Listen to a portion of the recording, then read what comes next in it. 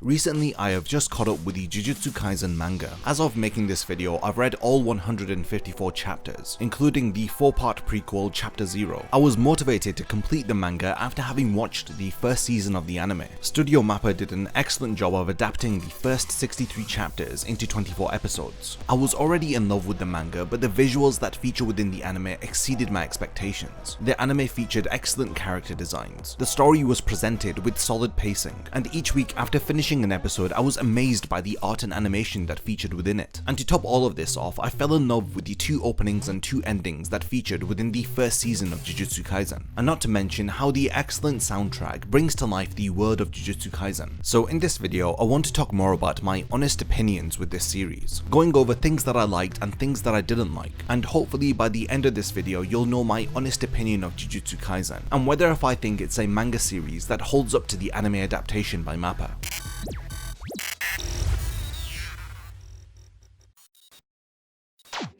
Jujutsu Kaisen was created by the mangaka Gigi Akutami. It had begun as a prequel one-shot titled Jujutsu Kaisen 0, which was published in April of 2017. After the success of this 4-part prequel, the series was greenlit for serialization within Weekly Shonen Jump. As of making this video, we have had 154 chapters released, and a 24-part anime series which covers everything up until chapter 63. Even as early as last year, Jujutsu Kaisen was being praised as being a series that was ahead of the curve. This opinion was only held by individuals who took the time to read the manga. But just as all anime adaptations do, the first season of Jujutsu Kaisen rose the popularity of the manga. In the year of 2020, it was already ranked as the 5th best manga series of that year, and this year its popularity grew even more, with its manga volumes consistently ranking within the top 25 manga volumes sold. It easily ranks in as one of the best-selling manga series of our time. So now that we've established the popularity of Jujutsu Kaisen, what made me feel drawn to this series? When it comes to this new generation of shonen series, I've had a difficult time trying to stick to a particular series. I'd really liked Promised Neverland,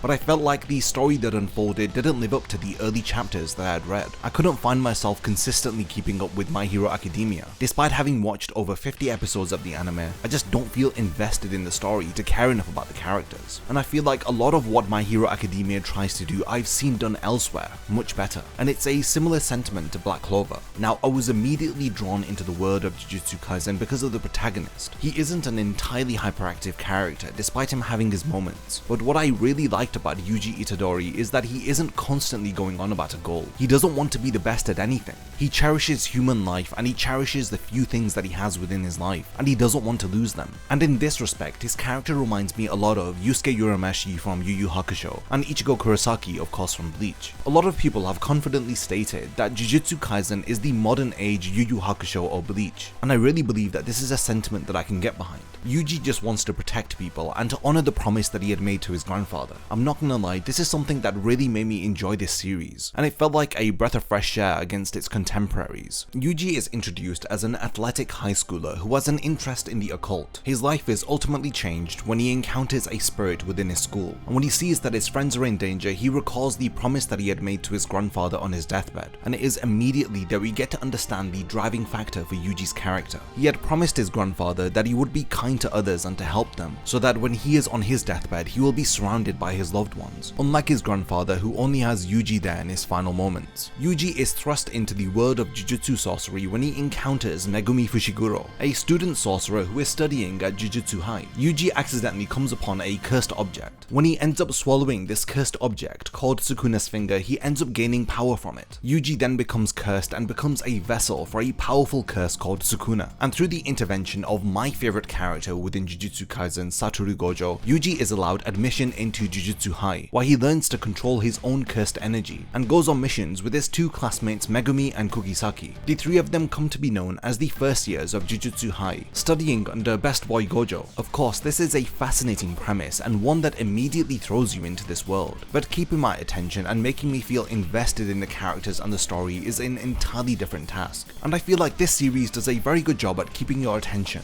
We know that it has a very strong protagonist, and another strong aspect of this series is the power system that is utilized within it. The abilities in Jujutsu Kaisen are centered around cursed energy, and this cursed energy can be manipulated into manifesting cursed techniques. We quickly learn that the enemies of Jujutsu sorcerers are curses, and the only way to defeat a curse is by using a curse. Early on in the story, it is established that cursed energy is created from negative emotions, such as sadness or hatred. Because every human feels negative emotions, they all possess cursed energy to some degree. However, if the cursed energy grows within an individual to a certain level, then it will allow that individual to see curses. The main antagonistic force within Jujutsu Kaisen are called curses, and these are creatures which are manifested from cursed energy. So similar to hollows from Bleach, curses are invisible to ordinary humans. The author of Jujutsu Kaisen really goes into detail of how he utilizes this cursed energy concept. In order to defeat curses, Jujutsu sorcerers channel cursed energy through various different means, whether if this is through cursed tools or cursed techniques. It is the duty of a Jujutsu sorcerer to control and channel their cursed energy. This is what sets apart individuals who are just able to sense cursed energy and those who are able to manipulate and use it. At the start of the series, our protagonist was able to sense the presence of cursed energy, but he wasn't able to do much about it. Yuji is only able to control his cursed energy after undergoing special training with his teacher Gojo. We get an explanation by Satoru Gojo at the start of the series that cursed energy is similar to electricity. It is very volatile in nature and difficult to control in its most rawest form, but when a Jujutsu sorcerer is able to control their cursed energy, they can channel it into a technique which activates that sorcerer's unique abilities. Now, one of the aspects that had me falling in love with this series is how each individual sorcerer has a different unique ability, and how these abilities and techniques are really fleshed out by the author. When Yuji ends up learning how to control his cursed energy, he develops a technique called Divergent Fist. Despite the fact that he was inexperienced with controlling his cursed energy, it had resulted in him developing a technique. When he punches his opponent, a delay occurs, and this is because his cursed energy isn't able to keep up with his superhuman speed, and this results in two punches being thrown at the same time. The first punch is a result of his superhuman speed, and the second is a after effect or a delayed response by his cursed energy, which delivers a second, more powerful punch. Now, just through this one example, you can see how the author has manipulated this concept of cursed energy and taken advantage of Yuji's own inexperience with this concept to develop a very unique ability. And in all honesty, this story is riddled with such concepts. There are so many different curse techniques, and there are so many different curse tools with various different rules surrounding them. And the reason why I love that Jujutsu Kaisen has a well-established power system is because it brings an air of unpredictability to its battles. Jujutsu Kaisen is a battle shonen that changes up the formula enough to keep its story engaging and make you feel invested into its characters. When I'd first come across the complex nature of the cursed energy power system, it immediately reminded me of the Nen power system that exists within Hunter x Hunter, and I really believe that the power systems of Nen and cursed energy are one of the key draws to series like Hunter x Hunter and Jujutsu Kaisen. The powers within this story don't feel like they are contrived and they appear out of nowhere. As our protagonist learns to channel his cursed energy and control it more and more, we see him develop new techniques, and when he is able to sense the flow of cursed energy within his opponents, it makes the battles feel far more interesting. To give an idea of how well explained this cursed energy system is, there are so many different techniques that can be utilized from it. There are innate techniques, inherited techniques, barrier techniques, extension techniques, and maximum techniques. And a very important type of barrier technique that is utilized within the story and that is very similar to Bankai within Bleach is called domain expansion. Now, a domain expansion utilizes a Jujutsu sorcerer's innate domain. Now, this is an area that is created within the mind of the Jujutsu sorcerer, and it can be manifested through using cursed energy. Like I had just mentioned, innate domains are usually utilized within domain expansions. Now, this results in trapping and targeting your enemy within a barrier, which keeps you locked within this innate domain. A domain expansion can disadvantage an opponent in several different ways. Most commonly, it improves the curse technique of the user, and it results in it becoming unavoidable to its target. I feel like I've talked for too long about the power system within this series, but I think it's for good reason. It's one of the key draws for me and one of the aspects of the series that really made me feel invested within it. I remember feeling very excited at the prospect of not knowing what on earth was going to happen in the next page that I was going to turn.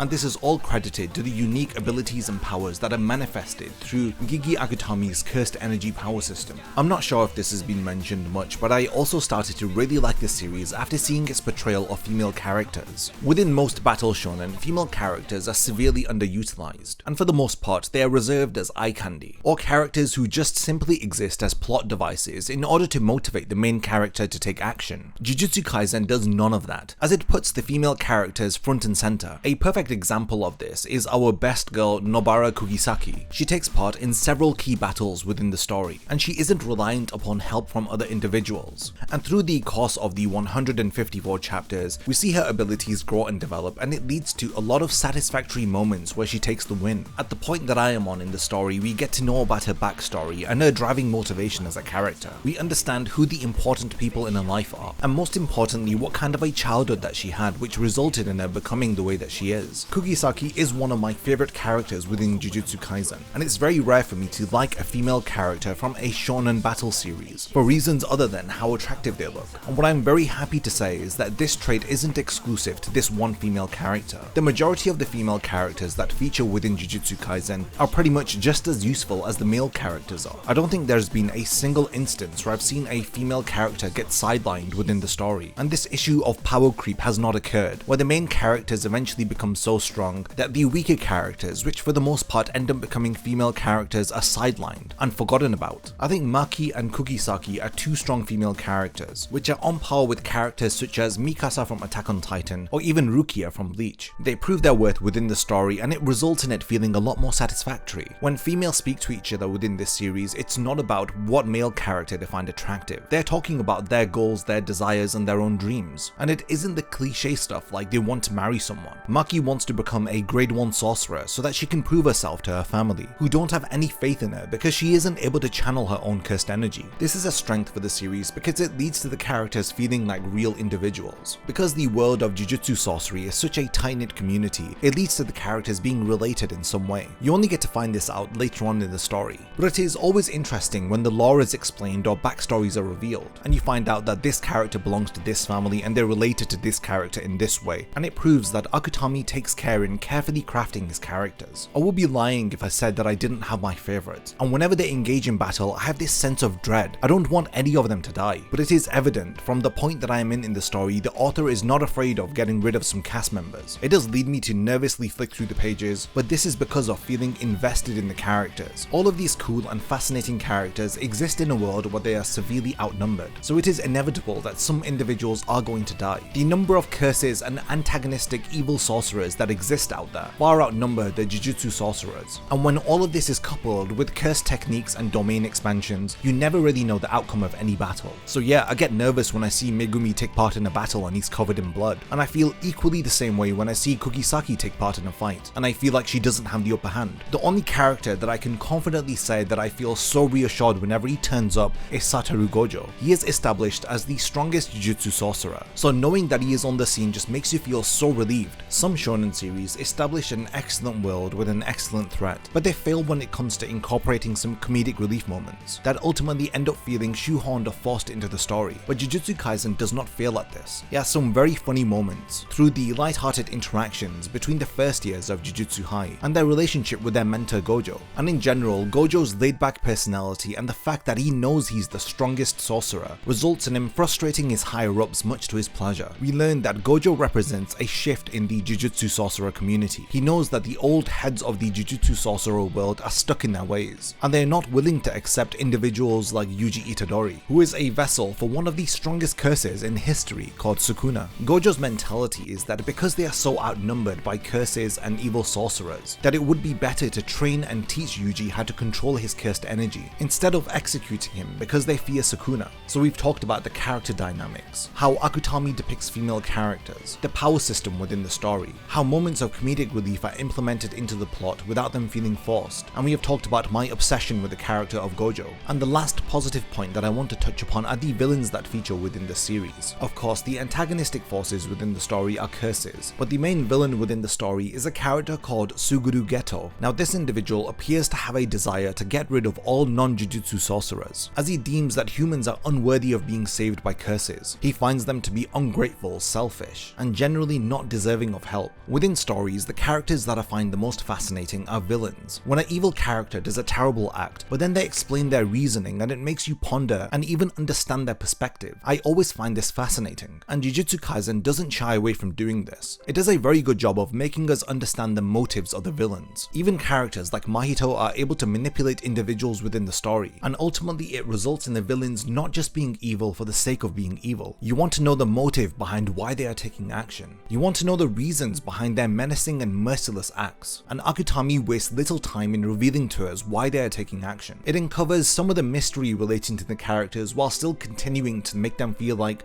an outside mysterious force. Jujutsu Kaisen is a nuanced story with a very complicated power system, and for this reason there was always this fear in the back of my mind that we were going to continually have exposition dumps explaining the story to us. But I really feel like Akutami respects his readers, and he doesn't explain every little piece of information that occurs. He allows us to draw our own conclusions, and most often he demonstrates an ability in one chapter and explains it 50 chapters later. And personally, I have no problem with this. I really do respect authors who don't baby and spoon feed their readers. Now, I want to talk about some aspects that I didn't enjoy so much about the series. After the strong introduction, I felt like the story took a little bit of a nosedive. I was waiting for it to pick up, and I don't think I honestly got interested back into it until the Cursed Training arc, or the versus Mahito arc. But I think this is because the story was just getting started and a lot of the lore of the world was being established. I felt like the chapters that followed and the story arcs that followed made it worthwhile to stick through it. A lot of important things are introduced within the introduction arc and the Cursed Womb arc. I just felt like it was a little bit too much Monster of the Week for me, and after having seen so many series start off like this, I was just tired of seeing it here. But by no means, it doesn't take away from anything that occurs much later on within the story.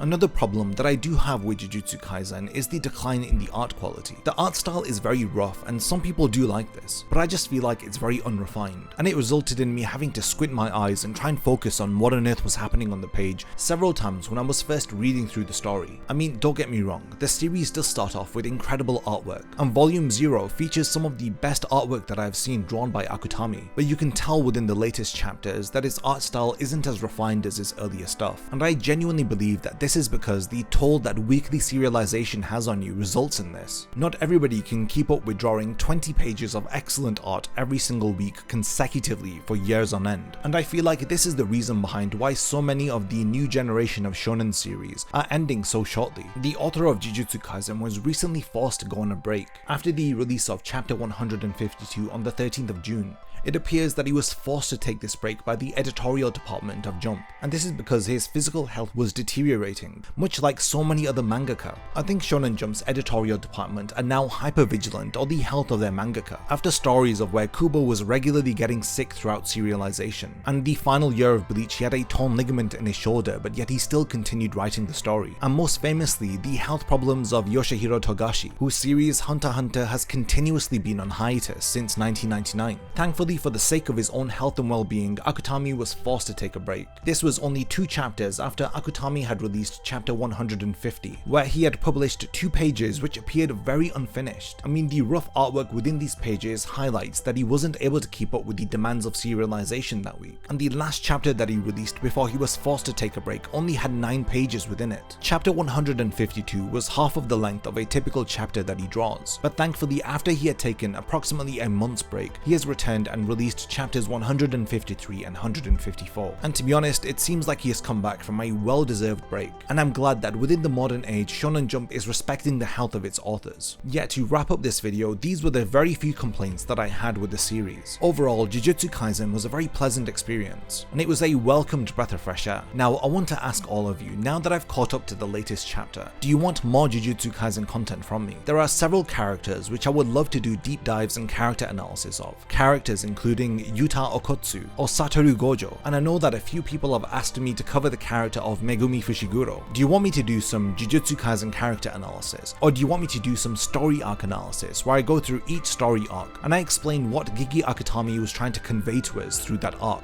and the overall impact that that story arc has on the story of Jujutsu Kaisen? If you are interested in me exploring more of the world of Jujutsu Kaisen, then definitely leave a comment under this video, and I want to know your thoughts on Jujutsu Kaisen. Do you agree with the things that I liked about the series? If you disagree with any of the points that I made in this video, then I would love to read your reasons why. And lastly, thank you for making it to the end of the video, and hopefully I'll see you again on another Jujutsu Kaisen video. If you enjoyed this video and would like to see more like it, then please consider supporting my channel on Patreon. I have multiple tiers with rewards including access to an exclusive Discord server, video scripts, as well as being the first to know about unreleased upcoming videos. Thank you for your time, and whatever you choose to contribute I will appreciate, and it will mean a lot to me.